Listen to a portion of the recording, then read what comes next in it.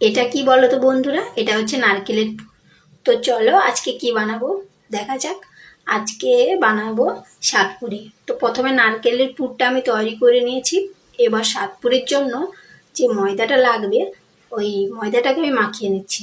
এখানে আমার ময়দাটা মাখানো প্রায় কমপ্লিট। এই দেখো রেডি।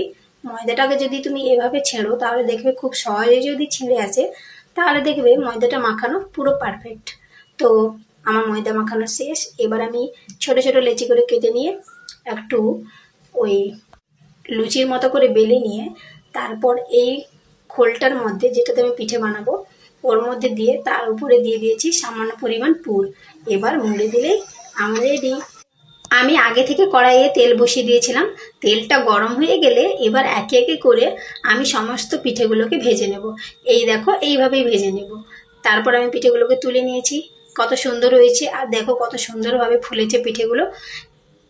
তো এবার আমার সাতপুরিগুলো একদম রেডি।